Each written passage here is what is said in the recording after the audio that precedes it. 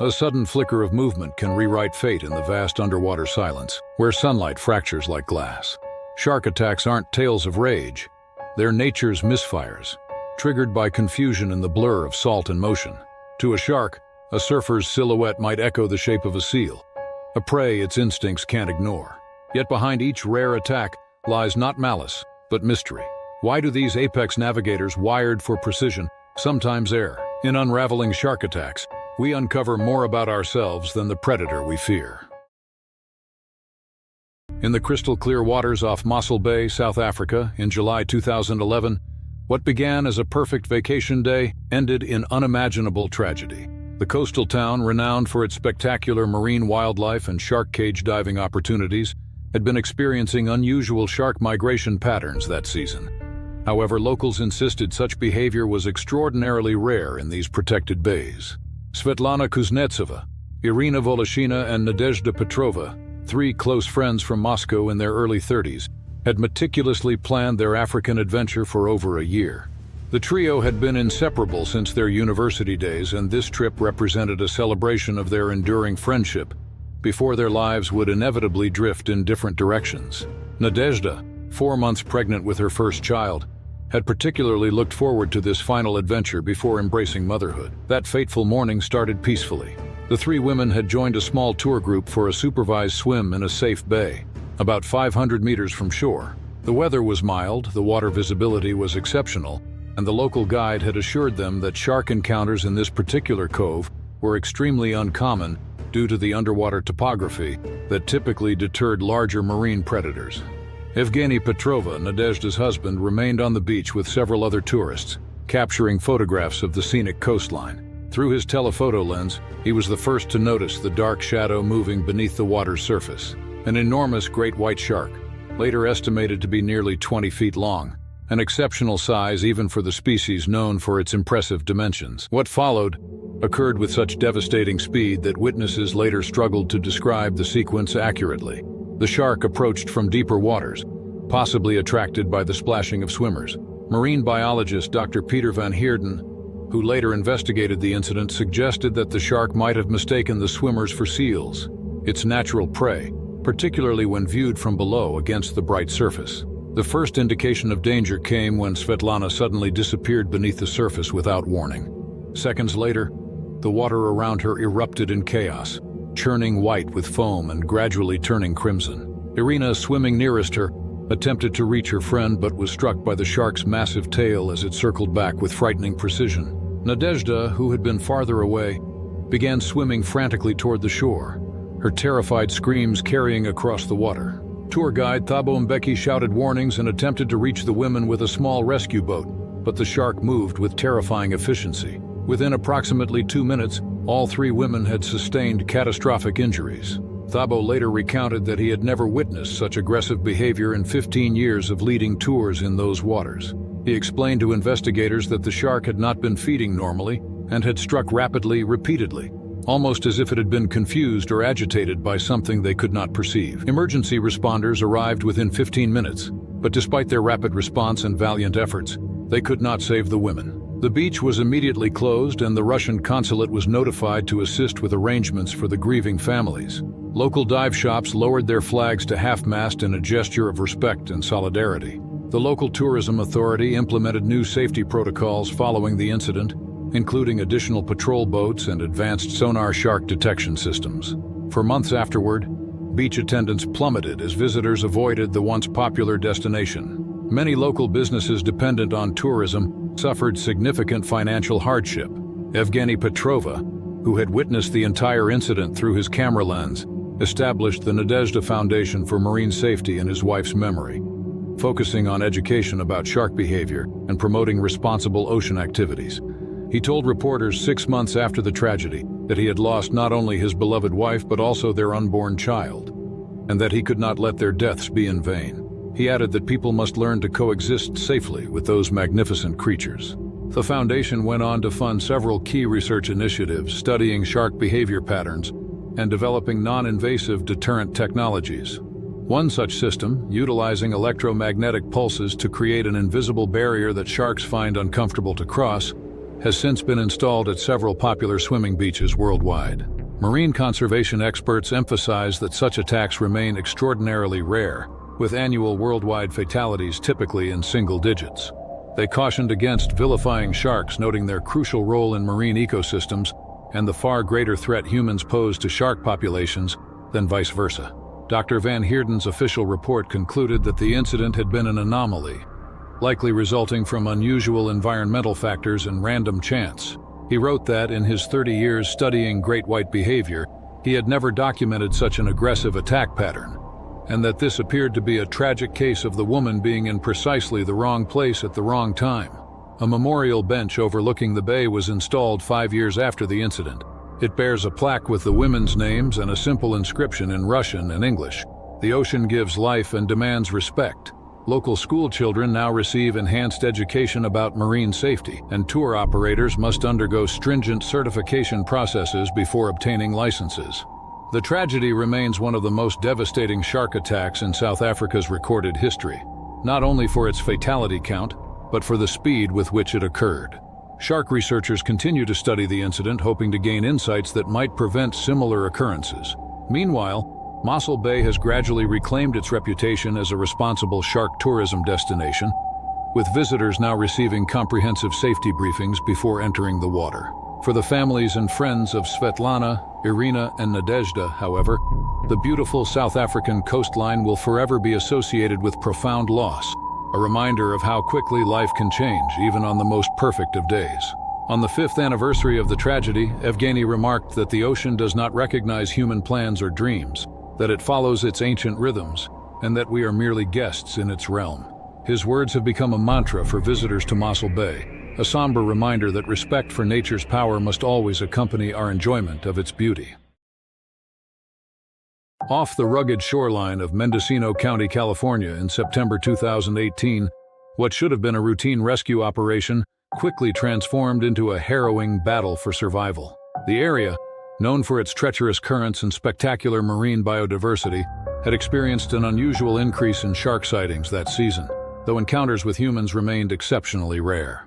Petty Officer Second Class Dominic Aurelio, a 28-year-old Coast Guard rescue swimmer with 6 years of service, had responded to dozens of similar distress calls during his tenure at the Fort Bragg station. That foggy morning, Aurelio and his 4-person crew aboard the 47-foot motor lifeboat received an emergency signal from a disabled sailboat approximately 2 miles offshore. The disabled vessel belonged to retired schoolteacher Bernard Hawkins, who had experienced mechanical failure while on a solo sailing trip. With deteriorating weather conditions and visibility dropping rapidly, Lieutenant Commander Prisha Kapoor, the mission coordinator, classified the situation as moderately urgent, particularly given the forecasted storm front approaching from the northwest. As the Coast Guard vessel approached the stranded sailboat, crew members noticed unusual water disturbance patterns nearby. Chief Petty Officer Malik Washington, who had served in these waters for over a decade, initially attributed the disturbances to the strengthening currents that made this coastline particularly hazardous for inexperienced sailors. Aurelio prepared to enter the water, performing final equipment checks while his colleagues maintained visual contact with Hawkins. The standard procedure called for a controlled approach, with Aurelio swimming a short distance to secure a tow line for the disabled craft. According to the official incident report later filed, he slipped into the cold Pacific waters at approximately 10:17 a.m. The first indication of trouble came when seaman Larissa Valdez spotted a large shadow moving beneath the surface approximately 30 yards from their position. Before she could complete her warning, a massive great white shark, later estimated to be 16 feet in length, emerged from the depths with startling speed, heading directly toward Aurelio. Crew members later reported that the attack sequence lasted less than 10 seconds. The shark struck Aurelio from below, its powerful jaws clamping around his lower left leg. The force of the impact momentarily pulled him underwater before he resurfaced, blood visibly spreading through the churning waters around him. Acting with remarkable composure despite his injuries, Aurelio implemented his survival training, forcefully striking the shark's sensitive gills and eyes. This defensive action, combined with the quick response from his crew members, potentially prevented a far worse outcome. Petty Officer First Class Joaquin Escobar immediately deployed a rescue hook, capturing Aurelio's harness and beginning the critical extraction process. Within 45 seconds of the initial strike, Aurelio had been pulled back aboard the Coast Guard vessel. The crew immediately applied pressure bandages to control the bleeding while Washington radioed for emergency medical transport. Lieutenant Commander Kapoor redirected a Coast Guard helicopter on a training exercise nearby, while Escobar stabilized the injured swimmer. The helicopter arrived within 12 minutes and Aurelio was airlifted to a hospital, where a surgical team was already preparing for his arrival. Medical records would later confirm that while the shark's teeth had caused significant tissue damage and multiple lacerations to Aurelio's left calf and ankle, no major arteries had been severed, a circumstance doctors described as remarkably fortunate. Chief Medical Officer Dr. Eleanor Zhang, who supervised Aurelio's treatment, noted that the bite pattern was consistent with an exploratory rather than predatory attack. According to marine biologists consulted during the subsequent investigation, the shark had likely been investigating rather than actively hunting, a behavior pattern frequently observed in great white encounters with unfamiliar objects. During Aurelio's medical evacuation, the remaining crew rescued Bernard Hawkins, towing his disabled vessel back to harbor without further incident. The operation was later cited in Coast Guard training materials as an example of effective crisis management under extraordinary circumstances. The attack prompted the temporary closure of several beaches along the Mendocino coastline, though marine conservation authorities emphasized the statistical rarity of such incidents. Regional marine biologist Dr. Samuel Chen conducted follow-up research in the area, documenting increased great white activity potentially related to shifting prey populations of seals and sea lions. Aurelio underwent 3 surgeries over the following months and participated in extensive physical therapy at the Coast Guard Rehabilitation Facility in Alameda. Remarkably, 18 months after the incident, he returned to limited active duty, transitioning from rescue swimming to training and operations management. The Coast Guard subsequently revised its protocols for water rescue operations in known shark habitats, implementing new risk assessment procedures and equipment recommendations. Specialized shark deterrent devices became standard for rescue swimmers operating in high-risk zones, and enhanced surveillance techniques were adopted to detect large marine predators before personnel water entry. Aurelio received the Coast Guard Medal for his actions during the incident, particularly for maintaining composure that prevented the situation from escalating into a potential fatality. In his official statement, Commander Gerald Hashimoto of the Pacific Northwest Division commended Aurelio's exceptional courage and presence of mind that exemplify the highest traditions of the United States Coast Guard. The incident provided valuable data regarding great white behavior patterns and habitat utilization for marine conservation efforts along the California coast. The Coast Guard collaborated with marine researchers to establish a more comprehensive shark tracking system along the northern California coastline, contributing to sailor safety and scientific understanding of these apex predators. The incident remains one of the most thoroughly documented shark encounters involving Coast Guard personnel. It is a rare but powerful reminder of the unpredictable nature of maritime operations and the importance of respecting the ocean's most formidable inhabitants. The summer of 2013 brought tragedy to what should have been an adventurous sailing expedition in the vast azure waters of the Bermuda Triangle, approximately 160 nautical miles southeast of Bermuda proper. This remote stretch of the Atlantic, known for its unpredictable weather patterns and deep oceanic currents, had long attracted experienced sailors seeking the challenge of open water navigation. Thaddeus Montgomery, a 41-year-old telecommunications engineer from Bristol, England, had been planning his transatlantic journey for nearly 3 years. Having previously completed several significant sailing expeditions, including circumnavigating the British Isles and navigating the treacherous waters of the North Sea, Montgomery considered himself adequately prepared for the challenges of Atlantic sailing. Accompanying Montgomery was Desmond Carruthers, a 39-year-old former naval officer who had served as his sailing partner on 2 previous expeditions. Their vessel, the 38-foot sloop Wind Whisperer, had been meticulously outfitted with state-of-the-art navigation equipment, emergency supplies, and communication systems designed to function even in the most challenging conditions. The expedition began promisingly, with ideal weather conditions for the first 6 days after departing from Charleston, South Carolina. According to the final log entries recovered from the Wind Whisperer's navigation system, the journey had progressed precisely according to their carefully plotted course until July 23, 2013. At approximately 3:15 p.m. that day, the vessel experienced a catastrophic mechanical failure when the primary propeller shaft fractured, severely compromising motor propulsion and steering. Montgomery immediately activated their emergency positioning beacon and attempted to establish radio contact with nearby vessels.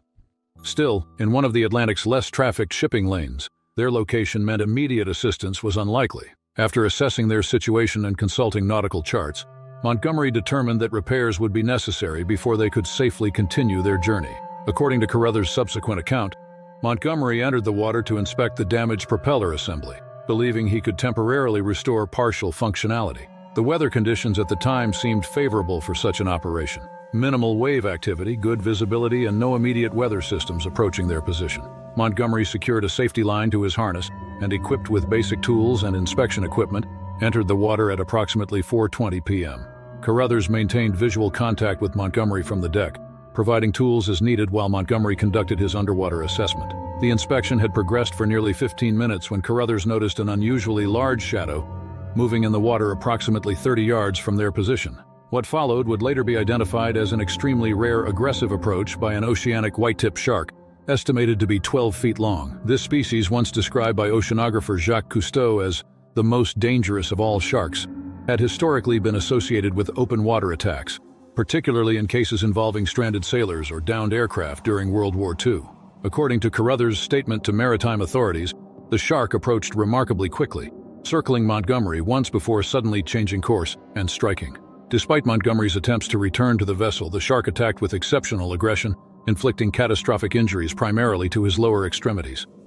Carruthers attempted to pull Montgomery back aboard using the safety line. Still, the combination of Montgomery's injuries, the shark's continued presence, and the vessel's compromised stability made the rescue attempt extraordinarily difficult. Despite deploying emergency flares and continuing rescue efforts for nearly 40 minutes, Carruthers was unable to recover Montgomery while he was still conscious. A passing cargo vessel, the Panamanian-flagged Mercantile Star, received the emergency beacon signal approximately 2 hours after the initial incident and diverted course to assist. By the time they reached the Wind Whisperer, Montgomery had succumbed to his injuries. His body was recovered by the Mercantile Star's crew using a small launch boat, and in conjunction with the British consulate, the Bermuda Maritime Authority thoroughly investigated the incident. Marine biologist Dr. Francesca Alvarez, who specialized in shark behavior patterns in the North Atlantic, noted that while oceanic white-tip attacks on humans were extremely rare, several environmental factors potentially contributed to this unusual incident. Water samples collected in the vicinity revealed elevated levels of organic matter, suggesting the possible presence of natural food sources that might have attracted the shark to the area. Additionally, the mechanical issues with the vessel may have generated low-frequency vibrations that some shark species are known to investigate. The autopsy confirmed that Montgomery had suffered extensive trauma consistent with a large shark attack, with the pattern of injuries matching known oceanic white-tip attack characteristics. The medical examiner determined that blood loss from severed femoral arteries had been the primary cause of death. Following the incident, the Maritime Organization issued updated safety advisories for sailors in the region. These advisories addressed emergency repair protocols and recommended against water entry in remote locations whenever possible. Several sailing associations incorporated the case study into their safety training programs, emphasizing the importance of alternative inspection methods, such as underwater cameras mounted on extension poles. Montgomery's death served as a sobering reminder of the ocean's unpredictable dangers for the sailing community, even for experienced mariners. A memorial service in Bristol attracted hundreds of fellow sailors, who later established a scholarship fund in Montgomery's name to promote maritime safety education. The Wind Whisperer was eventually recovered and returned to England, where it was later donated to a maritime museum as part of an ocean safety and survival exhibition. Carruthers, profoundly affected by the experience, advocated for enhanced emergency response capabilities in remote oceanic regions, working with technology companies to develop more effective communication systems for distressed vessels. August 2017 brought an unexpected encounter in the pristine waters surrounding Virgin Gorda in the British Virgin Islands, forever changing the Reynolds family's vacation memories. The archipelago, renowned for its crystal-clear waters and vibrant coral reefs, had long been considered one of the Caribbean's premier snorkeling destinations. Shark interactions are rare despite the diverse marine life populating its protected bays. Maximilian Reynolds, a 43-year-old commercial real estate developer from Minneapolis, weighing approximately 400 pounds, had organized the tropical getaway to celebrate his 20th wedding anniversary with his wife Beatrice. Accompanying them were their 3 teenage children, all experienced swimmers who had been raised with a deep appreciation for marine environments through frequent family vacations to coastal destinations. The Reynolds family had spent their first 4 days exploring the famous geological formation, the Baths, where giant granite boulders create sheltered pools and scenic grottos along the island's southwestern coast. On the 5th day of their stay, they arranged for a private charter to take them to a less frequented reef approximately half a mile offshore, known locally as Angelfish Crest, due to its abundant queen and French angelfish populations. According to the subsequent incident report filed with the British Virgin Islands Maritime Authority, the family entered the water at approximately 11:20 a.m. after receiving a standard safety briefing from their guide, Xavier Dominguez, a marine biologist who had been leading snorkeling expeditions in the area for over 15 years. Visibility conditions were exceptional that morning, with underwater clarity extending beyond 100 feet. Despite his substantial size, Maximilian was a surprisingly strong swimmer who regularly participated in aquatic fitness programs at his local recreation center. He confidently moved through the water, staying within the designated safe area while photographing the vibrant coral formations with his underwater camera. Approximately 20 minutes into their snorkeling session, Dominguez noticed unusual behavior among the smaller reef fish, which began rapidly dispersing from the southern edge of the reef system. This phenomenon, often referred to as a bait ball collapse by experienced guides, frequently indicates the approach of a larger predator. Before Dominguez could signal the group to return to the boat, a 14-foot tiger shark emerged from the deeper waters beyond the reef drop-off. While present in Caribbean waters, tiger sharks rarely venture into the shallower reef systems frequently visited by tourists, making this appearance particularly unusual. The shark, likely attracted by the movement and vibrations in the water, approached the group with what marine biologists later described as investigatory swimming patterns, rather than aggressive hunting behavior. Unfortunately, Maximilian's position at the outer edge of the group placed him directly in the shark's path. Without warning, the shark suddenly accelerated and struck Maximilian's right leg, its powerful jaws causing immediate and significant lacerations to his calf and thigh. The force of the impact momentarily pulled him underwater, disorienting him and separating him from his snorkel. Maximilian later described experiencing an intense pressure rather than immediate pain, followed by the shocking realization that he was being attacked. Drawing on instinctive survival responses, he forcefully struck the shark's sensitive gill area with his camera, a defensive action that marine safety experts later credited with potentially disrupting the attack. Responding with remarkable speed, Dominguez reached Maximilian within seconds, using his guide pole to create additional deterrence while helping to propel Maximilian toward the boat. Beatrice and their eldest son assisted from the other side, while the charter boat captain, Elijah Pemberton, positioned the vessel for rapid extraction. According to multiple witness accounts, the incident lasted approximately 40 seconds, from the initial strike to Maximilian being pulled aboard the charter boat. Once aboard, Pemberton immediately applied pressure bandages to control bleeding while radioing for emergency medical assistance. The ship returned to shore at maximum speed, where an ambulance was already waiting at the marina. Maximilian was transported to a hospital on neighboring Tortola Island, where he underwent emergency surgery to repair significant tissue damage and address severed minor blood vessels. Remarkably, no major arteries had been compromised, and orthopedic surgeons confirmed that the bone structure remained intact, significantly improving his prognosis. The attending trauma specialist, Dr. Alejandra Vasquez, noted that Maximilian's substantial body mass may have paradoxically provided some protection, with the additional tissue depth preventing the shark's teeth from reaching critical vascular structures. Recovery would require 3 additional surgeries over the following weeks, followed by 6 months of intensive physical therapy. The incident temporarily closed several popular snorkeling sites around Virgin Gorda, while marine conservation authorities conducted habitat assessments. Their investigation revealed unusually warm water temperatures that season had altered traditional fish migration patterns, potentially bringing the tiger shark into territory it would normally avoid. The Reynolds family's experience transformed their relationship with marine environments. Rather than developing a fear of the ocean, they channeled their expertise into educational advocacy, establishing a foundation focused on shark conservation and promoting a balanced understanding of shark behavior among tourist populations. Maximilian made a remarkable recovery, returning to swimming, albeit in pools rather than open water, within 8 months of the incident. In interviews with marine conservation publications, he consistently emphasized the statistical rarity of such attacks and the importance of preserving shark populations despite his traumatic experience. Following the incident, the charter company implemented enhanced safety protocols, including deploying electronic shark deterrent devices and more comprehensive scanning procedures before allowing guests to enter the water. Dominguez developed specialized training materials for other guides operating in the region, focusing on early detection of predator approach indicators and improved emergency response techniques. For marine biologists studying shark behavior in the Caribbean, The incident provided valuable data regarding changing interaction patterns potentially linked to climate-related ecosystem shifts. The case study became required reading for marine tourism operators throughout the Lesser Antilles, contributing to developing the region's first standardized shark encounter management protocols. The incident remains one of the most thoroughly documented tiger shark encounters in the Eastern Caribbean. It is notable for its unexpected location and the successful emergency response preventing a far more tragic outcome. February 2019 marked a devastating reminder of nature's unpredictable power in the secluded waters of Eleuthera Island, Bahamas.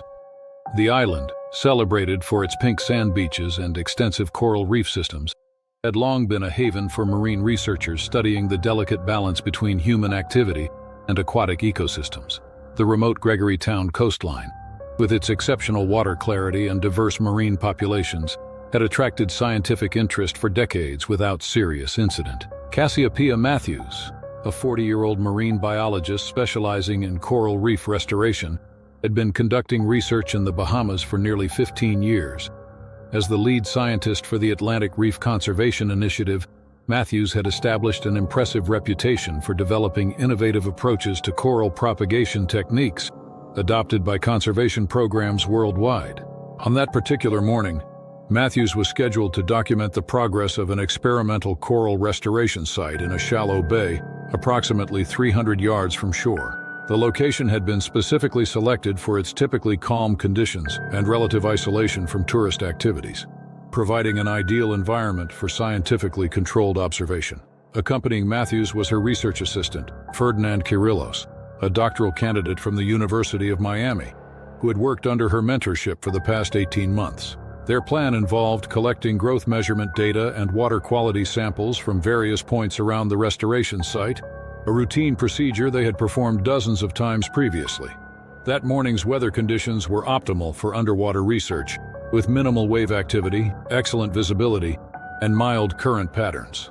According to the equipment logs later recovered, Matthews entered the water at approximately 9:45 a.m., while Kyrillos remained aboard their research vessel to prepare sample collection containers and monitoring equipment. Matthews was equipped with standard scientific diving gear, including a wetsuit, mask, fins, and a waterproof tablet for recording observations. She carried no spearfishing equipment or fish attractants that might typically increase shark interest. She had followed standard protocols for minimizing potential attractants, including avoiding the water during dawn and dusk feeding periods. Approximately 20 minutes into her survey, while examining a particularly successful coral transplant cluster, Matthews encountered what eyewitness accounts later identified as a bull shark, estimated to be between 9 and 10 feet in length. Bull sharks, known for their ability to tolerate freshwater and tendency to inhabit shallow coastal areas, are considered among the more unpredictable shark species, though attacks remain statistically rare. According to Kyrillos' statement to Bahamian authorities, he first became aware of trouble when he noticed unusual water disturbance approximately 50 yards from the boat. Using binoculars to investigate, he observed Matthews struggling at the surface before being suddenly pulled underwater. Kyrillos immediately radioed a distress call to the nearest Coast Guard station and attempted to position the research vessel closer to Matthews' last known location. By the time Kyrillos reached the area, surface conditions had calmed, but a spreading crimson stain was visible in the water. Despite his immediate efforts to locate Matthews, including deploying a rescue float and scanning the surrounding area, he could not establish visual contact. Additional vessels from a nearby research station arrived within 15 minutes to assist with the search effort. The Bahamian Defense Force recovered Matthews' body approximately 2 hours later, approximately half a mile from her initial diving location. Medical examination confirmed extensive injuries consistent with a large shark attack, with the bite pattern and tooth fragments recovered from the wetsuit definitively identifying a bull shark as responsible. Dr. Natasha Chandrasekhar, the marine forensic pathologist who conducted the examination, noted that the attack appeared territorial rather than predatory. Bull sharks are known to establish and defend territories, particularly females during certain reproductive cycles, though such aggressive defensive behavior toward humans remains exceptionally rare. Subsequent investigation by the Bahamas Marine Division revealed several unusual environmental factors potentially contributing to the incident. Water samples collected from the area showed slightly elevated salinity levels and abnormal temperature gradients that might have altered typical shark movement patterns. Additionally, local fishermen reported increased bull shark sightings in the preceding weeks, suggesting possible changes in their traditional migration or breeding behaviors. The scientific community responded with profound grief to Matthews' death. Her pioneering work significantly advanced our understanding of coral reef rehabilitation techniques. The Atlantic Reef Conservation established a memorial research fund in her name, dedicated to advancing shark and human interaction studies and emphasizing the development of improved safety protocols for marine researchers. Educational institutions across the Caribbean implemented enhanced shark awareness training for field researchers, incorporating case studies from the incident into mandatory safety briefings. The Bahamian government revised its scientific research permit requirements to include more stringent safety measures, including compulsory buddy systems for all in-water research activities and the deployment of electronic shark deterrent devices. For the local community in Gregorytown, the tragedy prompted difficult conversations about coexistence with marine predators. Rather than advocating for shark culling or population control measures, community leaders worked with conservation authorities to establish clearer guidelines for water activities.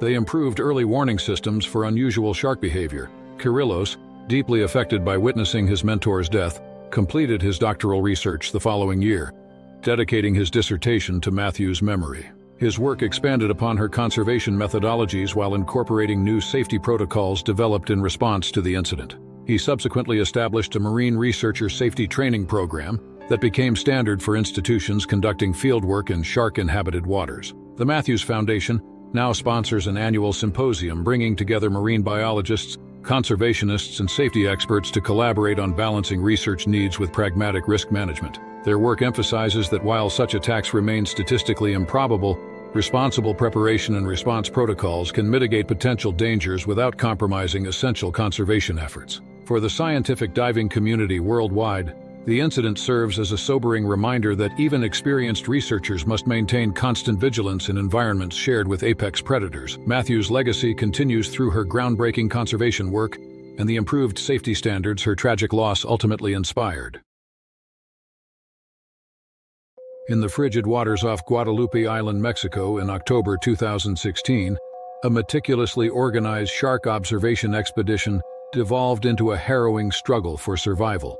The remote volcanic island, located approximately 150 miles off the Baja California Peninsula, had developed an international reputation as the premier destination for great white shark observation, attracting marine enthusiasts and photographers worldwide. Zofia Kwiatkowski, a 35-year-old wildlife photographer from Vancouver with extensive diving experience in challenging environments, joined the specialized expedition aboard the research vessel Nautilus Explorer. The 7-day journey was designed for advanced divers seeking close encounters with great white sharks under controlled conditions, using state-of-the-art observation cages and following strict safety protocols.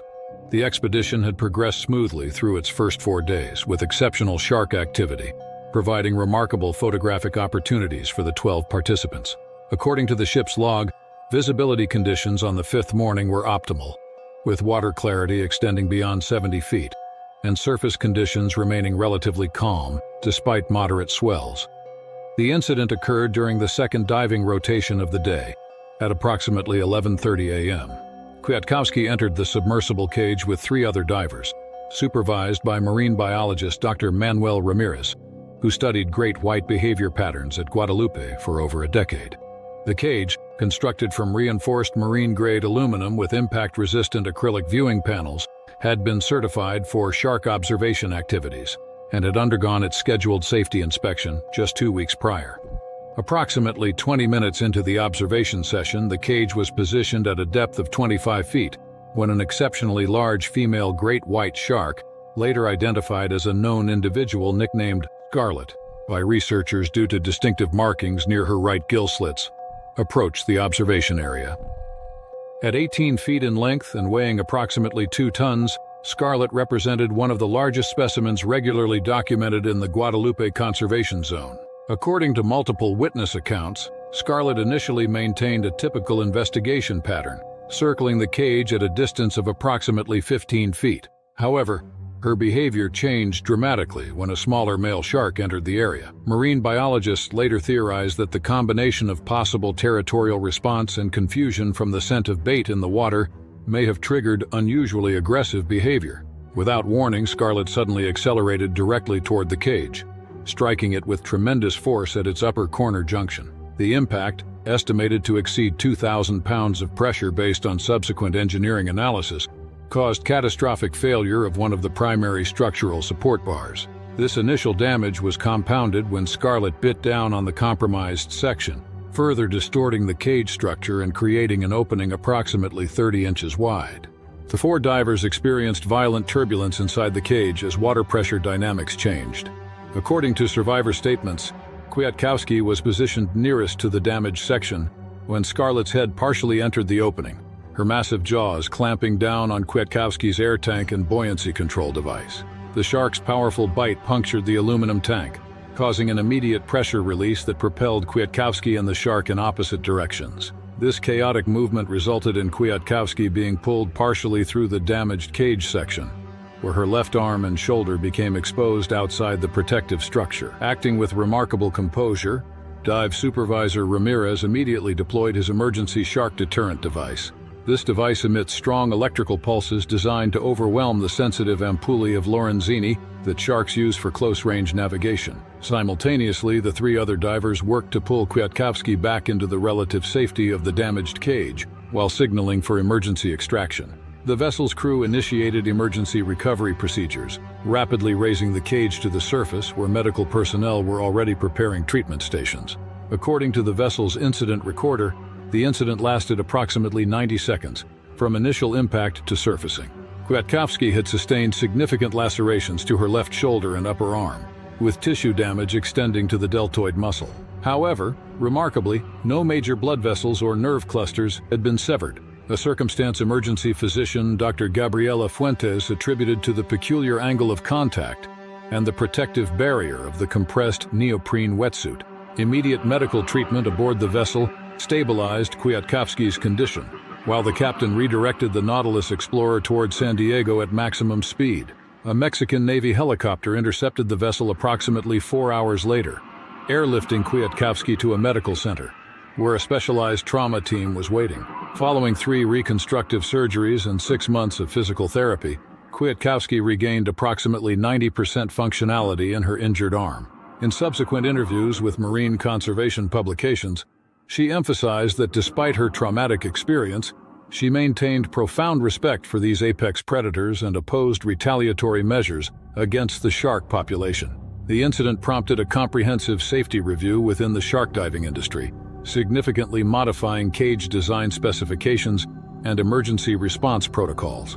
Engineering analyses revealed that previous cage models had been designed primarily for frontal impact resistance rather than angular strikes, leading to new reinforcement patterns and material standards. The event provided valuable data regarding predator behavior patterns for the scientific community, particularly related to how multiple sharks may interact in observation environments.